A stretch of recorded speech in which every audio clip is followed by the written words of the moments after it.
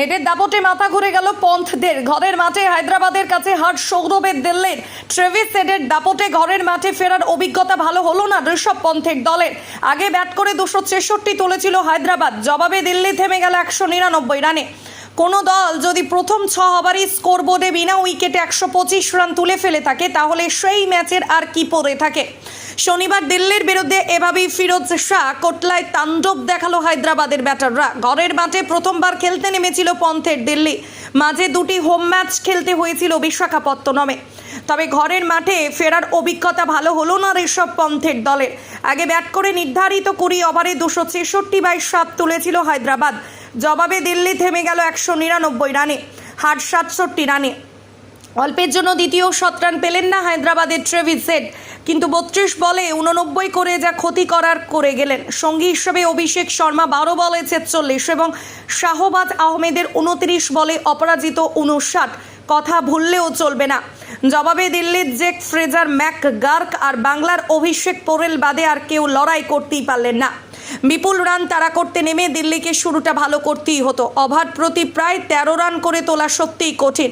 যদিও শুরুটা খারাপ হয়নি। ইনিংসের প্রথম 4টে বলে 4টে 4 মেরে শুরু করেছিলেন পৃথ্বীশ, কিন্তু প্রত্যেক বলে যে মারা যায় না এটা বোঝেননি। পঞ্চম বলেই ক্যাচ দিলেন। কিছুক্ষণ পরে ফিরলেন দলে ফেরা ডেভিড ওয়ার্নারও। তবে খেলা ঘুরিয়ে দেওয়ার সংকল্প নিয়ে নেমেছিলেন 22 বছরের অস্ট্রেলিয়ান ব্যাটার ফ্রেজার ম্যাকগার্ক।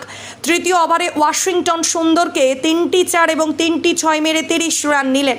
তার সঙ্গী ছিলেন বাংলার অভিষেক পোরেল, তিনিও চালিয়ে খেলছিলেন।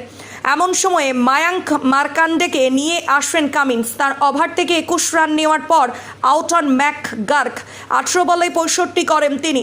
22 বলে 42 করে অভিষেকও নিজের অবদান রেখে গেলেন। কিন্তু এত বড় রান তাড়া করতে গেলে একজন দুজনের উপরে নির্ভর করলে চলে না, গোটা দলকে এগিয়ে আসতে হয়। সেটা পরের দিকে দেখা গেল না।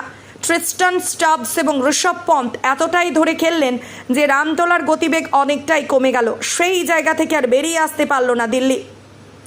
প্রথমে ব্যাট করার সুযোগ পেলে হায়দ্রাবাদ কি করতে পারে তার প্রমাণ পেয়েছে মুম্বাই এবং বেঙ্গালুরু। এবার দিল্লিও দেখল হায়দ্রাবাদের তাণ্ডব। টসে জিতে কেন হায়দ্রাবাদকে আগে ব্যাট করতে পাঠিয়েছিলেন তা ম্যাচের পর ভেবে দেখতে পারেন পন্থ।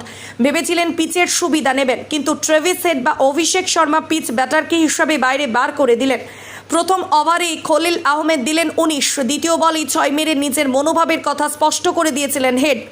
আশ্চর্যের হলো দিল্লি বোলারেরা সেটা ধরতে পারলেন না। দ্বিতীয় ওভারেই স্পিনারকে নিয়ে এসেছিলেন পন্থ। সেই ললিত যাদব আরও এক কাঠি উপরে। তার প্রথম 2 বলে 2টি 6 হলো। সেই ওভারে এলো 21 রান। নোকিয়াকে এনে স্বাদ বদল করতে চাইলেন পন্থ। প্রথম 4টি 4 এবং 1টি 6 মেরে স্বাগত জানালেন হেড। পরের ওভারে ললিত এসে আবার 21 রান দিলেন। সমর্থকদের চোখ তখন ছানা বড়া। বুঝতে পারছেন না খেলাটা মাঠে হচ্ছে না ভিডিও গেমে। হেড এবং অভিষেক শর্মা এর পরেও থামতে রাজি ছিলেন না। পঞ্চম ওভারে পুনের সেরা অস্ত্র কুলদীপ যাদবকে এনেছিলেন পন্থ। তাকে শুরুতেই 2টি ছক্কা মারলেন অভিষেক। শেষ বলে আবার 6। 5 ওভারে 100 পেরিয়ে গেল রান। বোঝাই যাচ্ছিল পাওয়ার প্লেতে কেকেআরের তোলা 105 রান সুরক্ষিত নয়। ষষ্ঠ ওভারের প্রথম বলেই সেটা ভাঙল। তাকে পরপর 4টি 4 মারলেন হেড। হায়দ্রাবাদ সেই ছন্দটা ধরে রাখতে পারল না পরের দিকে। সপ্তম ওভারের দ্বিতীয় বলেই অভিষেককে ফেরালেন কুলদীপ। একই ওভারে ফেরালেন এডেন মার্ক রামকেও। হায়দ্রাবাদের 2টি অস্ত্র একই ওভারে পড়ে রইল। বাকি 2 অস্ত্র অর্থাৎ হেড এবং ক্লাসেন 2 বলের ব্যবধান ফিরলেন। পরের দিকে নীতিশ রেড্ডি এবং শাহবাজ আহমেদ আক্রমণাত্মক খেললেন বটে, কিন্তু ধার ছিল অনেক কম। পরপর এতগুলি উইকেট পড়ে যাওয়ার সাবধানী নীতি নিলেন।